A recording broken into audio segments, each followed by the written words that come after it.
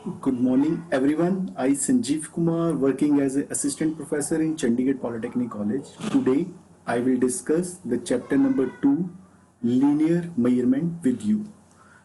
The introduction of a linear measurement. Widely used measurements are to be linear measurement and angular measurement. So, the linear measurement includes the measurement of length, diameter, height and thickness, and the angular measurements includes the measurement of angles or the tapers. Dimensions of the measuring instruments are to be classified as following: low resolution devices, medium resolution devices and high resolution devices. In the low resolution devices, graduated devices, steel rule, and non-graduated devices, calipers. Medium resolution devices are micrometer, vernier caliper and dial gauges. And the high resolution devices are gauges such as slip gauges, comparators and optical flats. In the linear measurement, the perpendicular distance between the 2 points of the surface designed either for a line measurement or to the end measurements applies to measurement of length, height, diameter, thickness, radius. In line measuring instrument consists of a series of accurately spaced, painted or marked lines on them. Linear measuring instruments classification based on the methods of measurement. First is direct measuring instruments and indirect measuring instruments. Measuring instruments can further be classified as graduated instruments. It includes rules, vernier calipers, vernier height gauge, vernier depth gauge and micrometers and dial indicators. And non-graduate instruments it includes calipers, wire gauges, screw, pitch gauges, radius gauges and thickness gauges and slip gauges. These are some examples: vernier caliper, micrometer, vernier height gauge, vernier depth gauge, and the calipers, inside caliper, outside calipers, and the wire gauges and the radius gauges and the fillet gauges. So linear measuring. Linear measuring instruments classification based on the accuracy that can be obtained, in which first one is a non-precision type instrument. It includes steel rule, caliper, divider, depth gauge, telescopic gauges, and precision type. It includes the vernier caliper, vernier height gauge, vernier depth gauge, micrometer and slip gauges. So linear measuring instruments can be divided into on the basis of the standards, on the basis of methods of measurement, and on the basis of the accuracy. So first one is on the basis of the standards. Line and end measuring instruments. The measuring instruments may be classified as line measuring instrument and end measuring instrument. The measuring instrument through which the length measured as a distance between the two lines are called line measuring instrument. For example, steel rule is the line measuring instrument. It consists of a series of accurately spaced lines. The dimensions which has to be measured is aligned against these lines and unknown length is measured. The instrument which are used to measure the length as a distance between two flat parallel faces are called the end measuring instruments. Vernier calipers and micrometers are the examples of the measuring instrument, end measuring instrument. So this is the difference between the end and line measuring instruments. First one is a principle. Principle is based on the line. Length is expressed as the distance between two lines. Length is expressed as the between the two parallel flat surfaces. Accuracy, lower accuracy and higher accuracy. Quickness of measurement. Measurement is quick. It is a time consuming. Ease of measurement. Measurement is easy. It requires working skills. And alignment. These cannot be aligned easily with the axis of measurement. These can be aligned easily. And the parallax error is subjected to the parallax error, not subjected to the parallax error. So first one is on the basis of the methods of measurement. Direct and indirect measuring instruments. The direct measuring instruments are used to determine the actual size and the dimensions of the workpiece. For example, steel rule, vernier caliper determines the actual size. And micrometers, the indirect measuring instruments are used to compare the dimensions of the workpiece. Calipers and the dividers are the examples of indirect measuring instrument. Next one is on the basis of the accuracy. Precision and non-precision instruments. The instruments which are used to measure the dimensions with very close accuracy are called precision instruments. For example, micrometer, depth gauge and the precision are the examples of precision instruments. The instruments like engineering and scale which have low accuracy are called non-precision instruments. The precision instrument should possess following characteristics. The characteristics are: the instrument should have high degree of accuracy so that the observed value should be very close to the true value. The sensitivity of these instruments should be high so that the small change in the measured dimensions can be easily determined.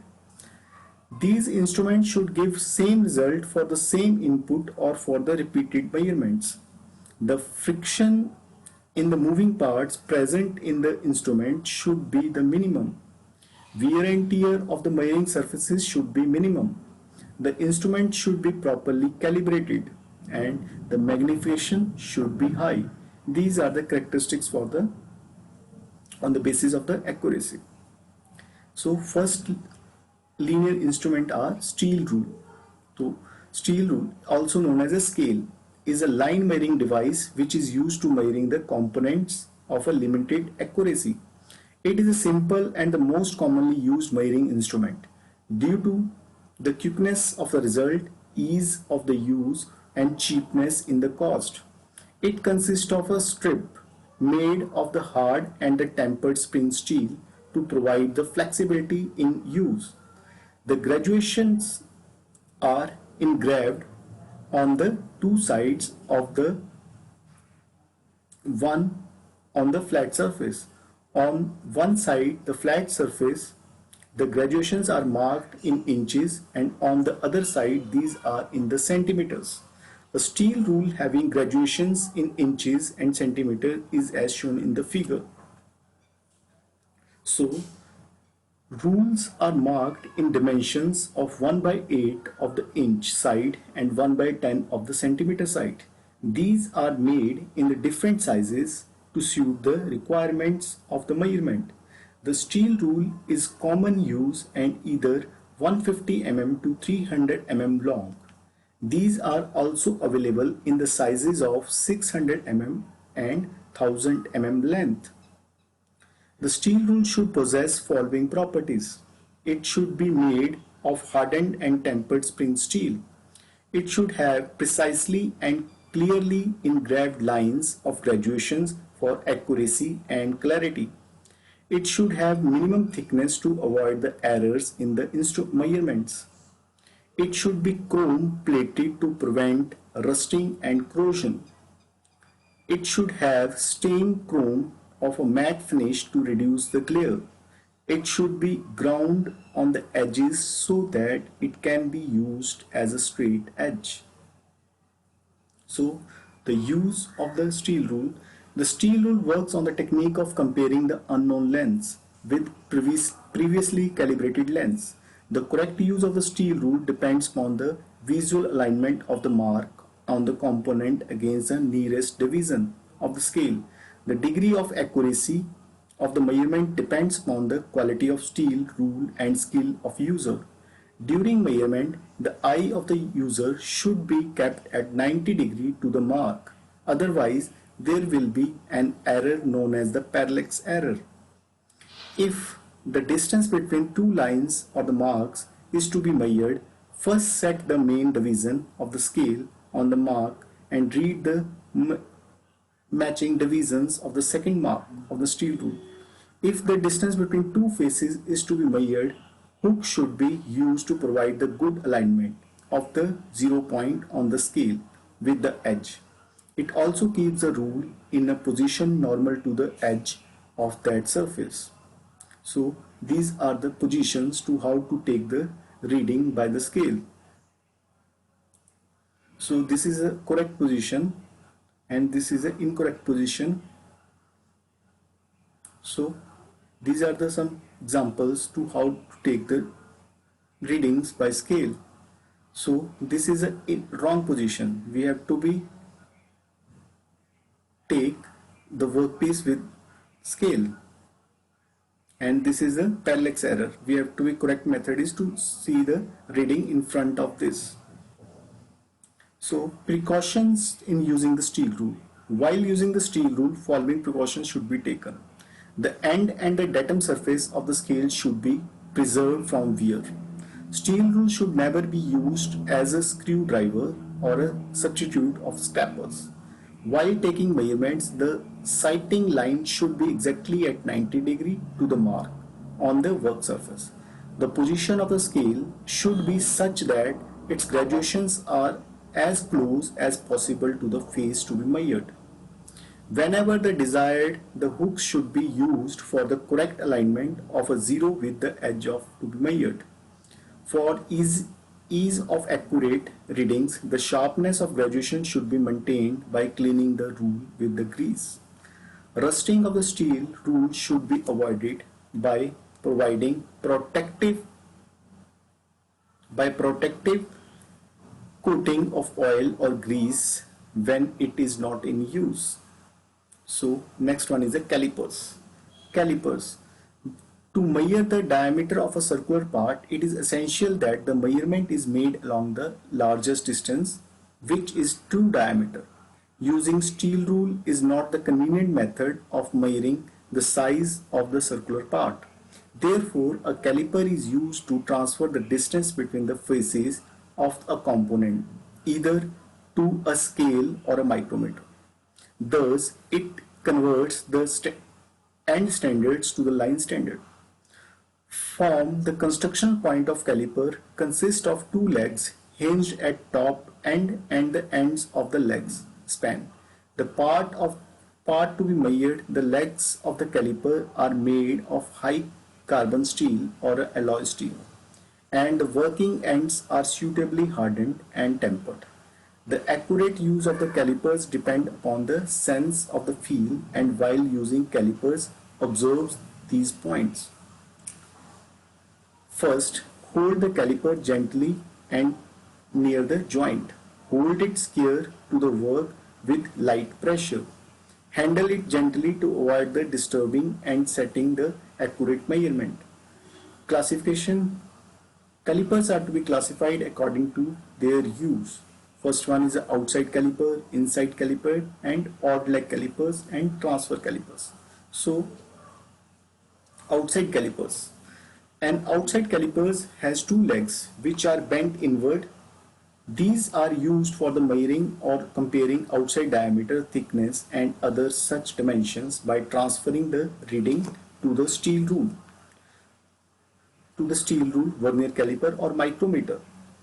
When the measurement is taken with outside caliper, it is adjusted by the tapping one leg or the other held by of the adjusting screw till the work is straddled by legs to feel the contact between the calipers and work.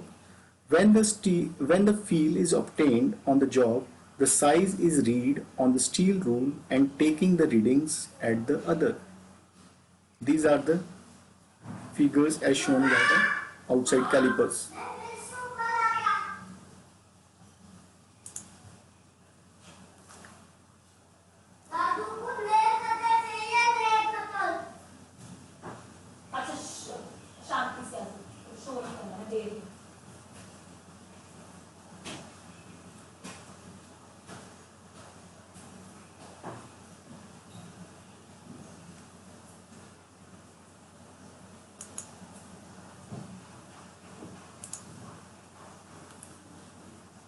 So next one is the outside calipers. Outside calipers are used to measure the external size of an object. The same observation and techniques apply to this type of caliper as for the above inside calipers, with some understanding of their limitation and uses. These instruments can provide a high degree of accuracy and repeatability. They are especially useful when the measuring over the very large distances. Consider if the caliper are used to measure a large diameter pipe, a vernier caliper does not have the depth capacity to straddle the large diameters. Next one is the inside caliper. The straight legs of the inside caliper are bent outwards at the ends. These are used for measuring the hole diameter, distance between shoulders, etc. as shown in the figure. While using these are adjusted until their legs can be felt contacting the expertise of the diameter of the hole, whereas the joint is held by the thumb and the four fingers. One leg is held stationary in contact with the inside of the hole and the other leg is rocked in a circle. Then the opening of the inside caliper is transferred either to the steel rule or the micrometer. In the metalworking field, a divider calipers are popularly called as a compass, is used in the process of marking out the locations. The points are sharpened so that they can act as scribers. One leg can then be placed in a dimple created, the center or the pick punch, and the other leg pivoted so that the scriber align on the workpiece surface, thus forming the arc or the circle. Next is a odd leg calipers. Odd leg calipers is also called as a Jenny or Hammerite calipers. These are used for the scribing arcs on the metal surface from the edge or the scribing lines parallel to an edge or the finding the centers of the round bar. Odd leg calipers as pictured on the left are generally used to scribe the lines at the distance from the edge of the workpiece. The bent line is issued run along the workpiece edge while the scriber makes its mark at the predetermined distances. This ensures a line parallel to the edge. In a diagram at the left, the uppermost calipers has a slight shoulder in the bent leg, allowing it to sit on the edge more securely. The lower calipers lacks this feature but has the removable scribers. Next is a transfer calipers. Transfer calipers is used to measuring the recessed areas from where the legs are to be calipers cannot be removed directly but are collapsed after measuring the dimensions of the component to be measured. This calipers having an auxiliary arm or to preserve the original settings after the legs are to be collapsed. So these are the topics. Next one is a surface plate. The surface plate is a hard, solid and horizontal flat plate which is used as the reference plane for the precision inspection, marking and the precision tooling setups. Since surface plate is used as a datum for the measurements on the job, it should be finished to a high degree of accuracy. So surface plate, the surface plate are made of either from the cast iron or a granite. Cast iron is dimensionally more stable over time compared to the granite plates. Also, it has a uniform optical properties with very small light penetration depth, which makes it favorable material for certain optical applications. The one significant drawback is its higher coefficient of thermal expansion, which makes it unstable for applications involving large variations in temperature. In recent times, granite has replaced cast iron as the preferred materials for the surface plates. Granite has many advantages as compared to the cast iron.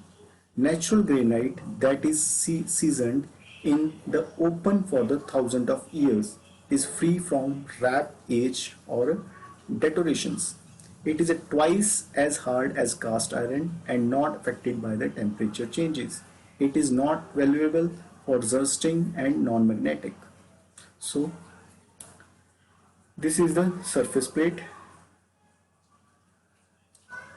Surface plate, it forms a basic measurement. This is extensively used to support the job for the marking out and form the base from which the measurements are to be taken in the workpiece and metrological laboratories for the routine inspection. These are also used as a reference or a datum surface for the testing of flatness surfaces, as a reference surfaces for the other measuring instruments having base like V blocks, angle plates, sine bars, height gauges, dial gauges, and competitors. So, this is about the linear measurement. So we will discuss the next topics in the tomorrow class. Thank you.